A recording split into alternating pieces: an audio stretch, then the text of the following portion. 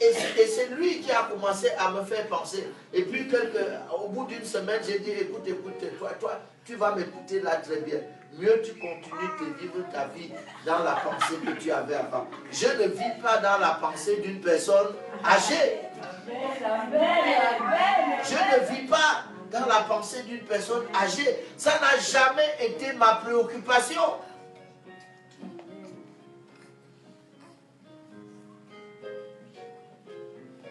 Mon âge vous choquerait un peu, mais ici, on n'est pas là pour ça.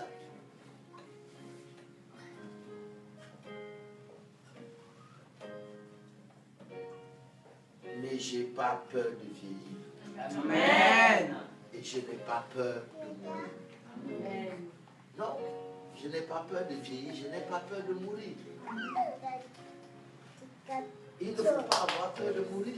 Quand on a donné sa vie à Jésus, il ne faut pas avoir peur de mourir. Et la mort n'est pas une question d'âge.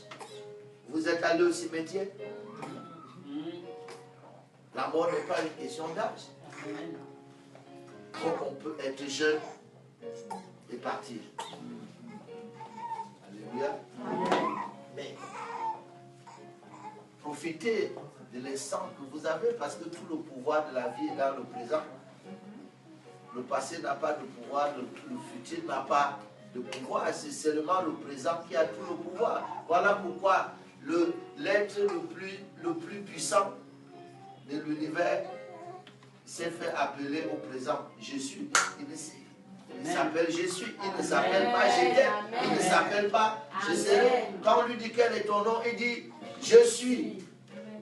Le conjugue au présent. Tout le pouvoir est dans le présent. Vous êtes là? Amen. Alors Jésus dit,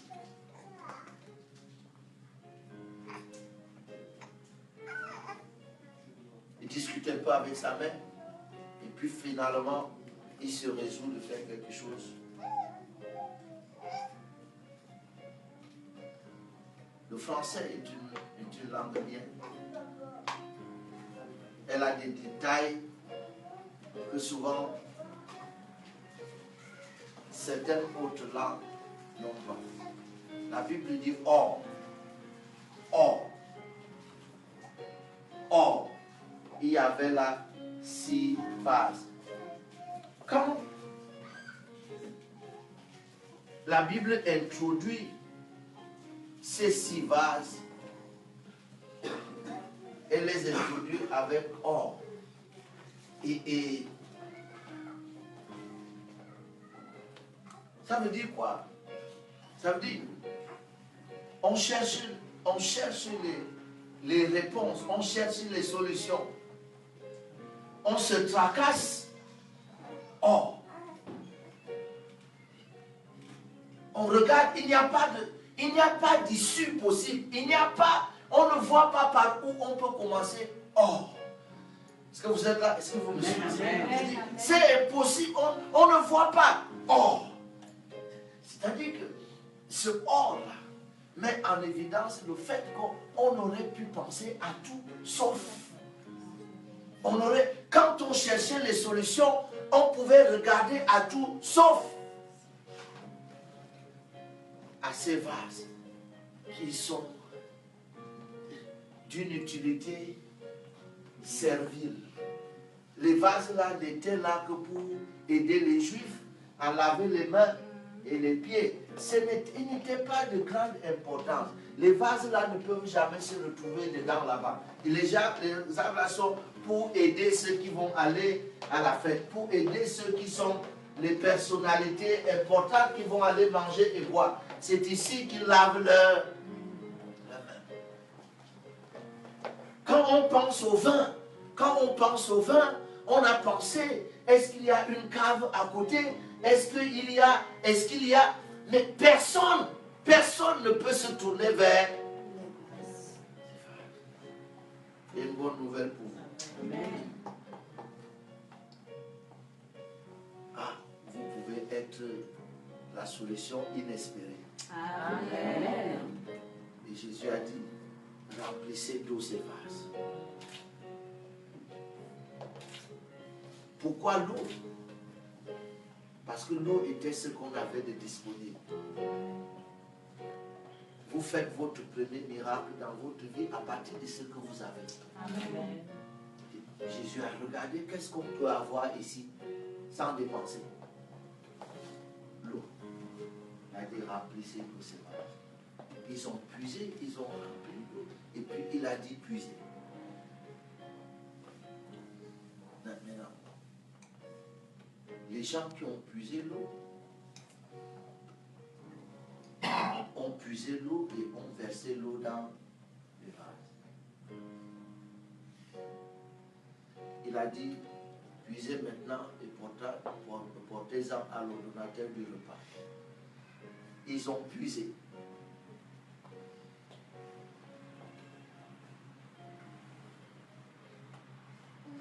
Lorsque l'eau est arrivée à la fête, c'était le vin.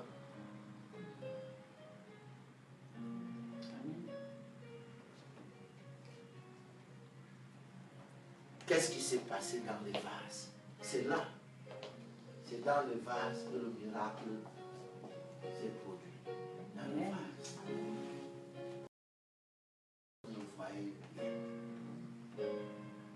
c'est au-dedans du vase que le miracle a eu lieu.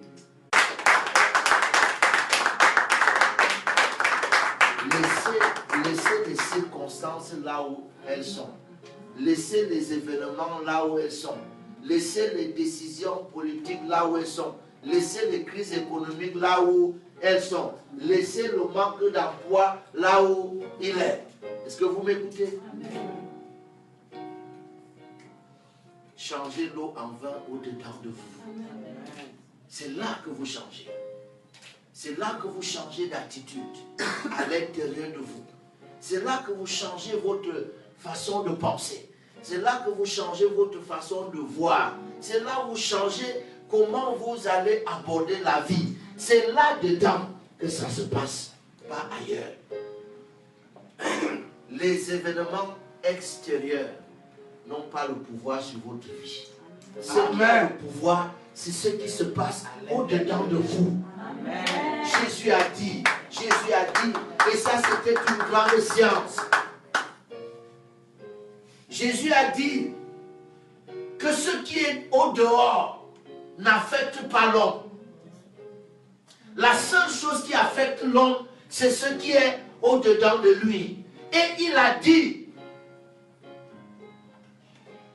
nettoyez l'intérieur de la coupe et l'extérieur sera net.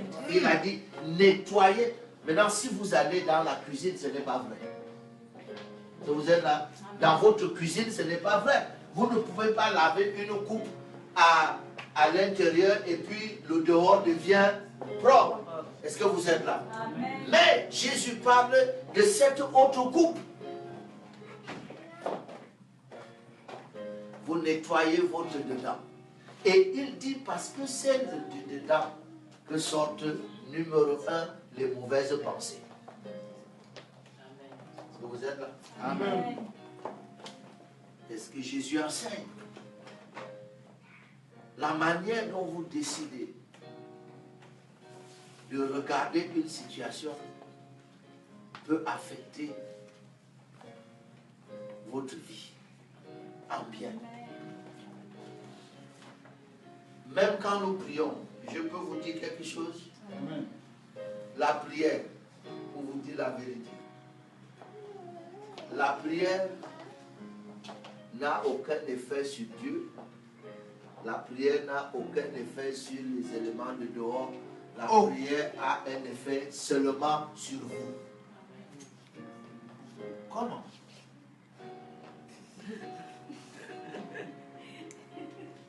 Je sais que je vous choque quand je serai à appel l'année prochaine. J'enseigne la théologie progressive. La prière. Non, écoutez-moi très bien. Écoutez-moi très bien. Dieu a déjà tout fait. Amen. Amen. Dieu a déjà tout fait. La prière ne fait pas que Dieu change d'avis. Mais la prière élève ta pensée au niveau de ce que Dieu a fait. La prière n'agit pas sur Dieu. Vous pensez? Laissez ça, la prière n'agit pas sur Dieu. La prière agit sur vous. Amen. Je peux vous le prouver. Pourquoi est-ce que lorsque vous êtes désespéré et que vous allez prier, à la fin vous vous sentez mieux? Pourquoi? Ne vous, Paul dit, ne vous inquiétez de rien.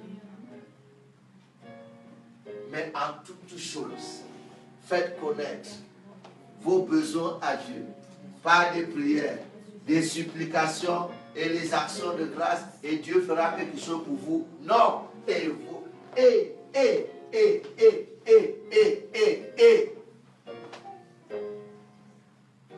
Dieu gardera vos pensées. Lisez ça, voir que vous avez un problème. Rapidement, je suis en train de clôturer. Philippiens 4, verset 6. Ça, c'est peut-être l'un. Philippiens 4, 6. Ne vous inquiétez de rien, mais en toutes choses, faites connaître vos besoins à Dieu. Voilà. Première chose, faites connaître vos besoins à Dieu. Je peux vous poser une question? Amen. Dieu a vraiment besoin que vous l'informiez de la situation. Vous ne dites pas que vous-même vous n'enseignez pas ici que Dieu connaît tout. Donc, la prière n'agit pas sur Dieu. Jésus dit que votre Père, avant même que vous ne demandiez, connaît déjà. Est-ce que vous êtes là? Amen. Il faut lire. Par des prières, des supplications, avec des actions de grâce. Oui. Et la paix de Dieu. Et quoi? Et la paix de Dieu. Alors, donc, le résultat de votre prière, c'est quoi?